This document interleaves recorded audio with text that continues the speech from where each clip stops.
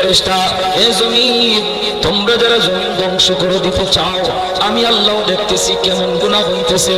যেই মানুষ আমি আল্লাহ এত আদর করে বানাইলাম, আসমান আল্লাহ বানাইছেন কুন ফায়াকুন বইলা, ফেরেশতা আল্লাহ বানাইছেন কুন ফায়াকুন বইলা, জমিন আল্লাহ বানাইছেন কুন ফায়াকুন বইলা, কিন্তু আমারে আপনারে আল্লাহ পাক কুন ফায়াকুন বইলা বানায় নাই। আমাকে আপনাকে যখন আল্লাহ বানাইছে, খালাকতু বিয়াদাইয়া, আল্লাহ বলে আমি আমার নিজের হাত দিয়ে বান্দা বান্দিরে বানাইছি। কারণ এই চেহারার মধ্যে এত দামি কপাল, ওই কপাল দিয়ে বান্দা আমার কুদরতি কদমে সেজদা দিবে।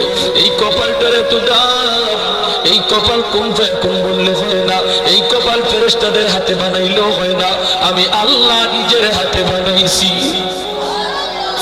আল্লাহ পাক কই আমি আল্লাহ দেখি জমিনে কেমন অন্যায় হয়, অত্যাচার কেমন জুলুম হয়, জমিনে কেমন অন্যায় হয়, অত্যাচার হয়, কেমন জুলুম হয়, কেমন গুনাহ হয়, আমি আল্লাহ দেখতেছি। আমি আল্লাহ দেখতেছি আমার নবীর নায়েবে রাসূল উলামায়ে কেরামের সাথে কেমন আচরণ হয়, সবই আল্লাহ বলেন আমি দেখতেছি। এরপরও আমি কেন নগদ ধরি না জানুনি?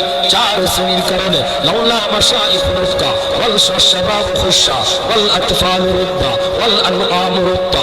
আল্লাহ বলেন এক নম্বর হলো ওই বৃদ্ধ মানুষগুলি, এখনো জমিনে এমন কিছু সাদা দাড়ি সাদা চুল আমার কিছু বৃদ্ধ বান্দা বান্দি আছে রে, কোমর বাঁকা হইতে পারে না, করতে পারে না, কষ্ট হয়, হাঁটুতে ব্যথা, কোমরে ব্যথা, এরপরেও আমি আল্লাহর কুদরতি কদমে সেজদা দেয়, কষ্ট হয়, এরপরও আমার কদমে সেজদা দেয়। এই সেজদার দিকে তাকাইলে জমিনের প্রতি মায়া লেগে যায়। দুই নম্বর আল্লাহ বলে কত যুবক অন্যায় কাজের দিকে দৌড়ায়, নাপাক প্রেম ভালোবাসার দিকে দৌড়ায়, জিনা ব্যভিচার মদ গাঞ্জার দিকে কত যুবক দৌড়ায়। আল্লাহ বলেন কিন্তু এখন এমনও কিছু যুবক আছে যেই যুবক যৌবনের পাগলামি করে না, তার মনেও পাগলামি করতে চায়, তারও গুনার দিকে তার মন ডাকে, কিন্তু যায় না। আমি আল্লাহর ভয়ে যুবক গুনার দিকে যায় না, মসজিদে গিয়ে হাজির হয় না, পাক ভালোবাসা প্রেমের দিকে মন দেয় না, আমি আল্লাহর প্রেম অন্তরের ভিতরে জমায়া নেয়।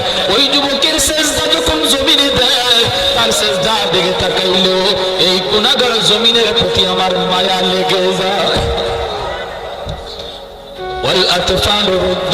আল্লাহ বলেন আরেকটা শ্রেণী হলো এই জমিনে কিছু শিশু বাচ্চা আছে যাদের কোনো গুনাহ নাই, ছোট ছোট বাচ্চাগুলি, এদের আমলনামা এখনো খোলা হয় নাই। যদি জমিনে আমি গজব দেই, গুনাহগারের সাথে শিশু বাচ্চাগুলি তারাও এই গজবের শিকার হয়ে যায়, অথচ এই ঘরের বাবা দায়ী, এই ঘরের মা দায়ী, গুনার জন্য মা দায়ী, বাবা দায়ী, তাদের কারণে গজব আইছে। বাচ্চাটার কোনো দোষ নাই, গজবের কারণে বাবা যেমন গজবে পড়ে, মা যেমন পড়ে, বাচ্চাটাও গজবে পড়ে যায়। তার কান্নার দিকে তাকাইলে আমি আল্লাহ এই জমিনের প্রতি মায়া লেগে যায়। চার নম্বর আল্লাহ বলেন চার নম্বর হলো জানি আরেক দল হলো দুনিয়ার ভিতরে কিছু পশু পাখি আছে, পশু পাখি আছে এদের কোনো গুনাহ নাই, আযাব গজব, আসমানি গজব, জমিনি গজব যদি জমিনে আসে, মানুষের সাথে জীব জানোয়ার গজবের শিকার হয়ে যায়, হাঁস মুরগিরাও গজবের শিকার হয়ে যায়, গরু ছাগল গুলা তারাও গজবের মধ্যে পড়ে যায়, অথচ এদের কোনো অন্যায় নাই, ওদের কোনো গুনাহ নাই, এদের দিকে তাকাইলেও জমিনের প্রতি মায়া লাগে। আল্লাহ কই জানুনির জমিন, জানুনির ফেরেশতারা যদি এই চার শ্রেণীর জমিনে না থাকতো, যেই হারে জমিনের মধ্যে গুনাহ চলছে, যদি এই চার শ্রেণী না থাকতো তাহলে আমি কি করতাম? লাজানতুস সামাআ হাদিদা, আমি আল্লাহ আসমানকে লোহা বানায় দিতাম, ওয়াল আরদা খাফসাফা, জমিনকে আমি তামা বানায় দিতাম, জমিনকে আমি আল্লাহ তামা বানায় দিতাম। লাজানতুস সামাআ হাদিদা ওয়াল আরদা খাফসাফা ওয়াত তুরাবা রামাদা ওয়া মা আনজালতু মিনাস সামাই কাতরা, এক ফোঁটা রহমতের বৃষ্টি আমি জমিনে দিতাম না, ওয়া মা আমবাতু মিনাল আরদি নাবাতা, একটা শস্য যেন আমি জমিনে উৎপাদন হতে দিতাম না, বরং বাল আনজালতু আলাইকুম আযাবা সাব্বা, করোনা একটা যাবে আরেকটা আসবে, একটা যাবে আরেকটা আসবে, ভাইরাস একটা যাবে আরেকটা আসবে। আল্লাহ যেটা দিতে পারে এর চেয়ে বড়টাও দিতে পারেনি না পারে না। করোনা যেমন শক্তিশালী এর চেয়ে আরো পাওয়ারফুল শক্তি নিয়ে মহামারী আল্লাহ দিতে পারে।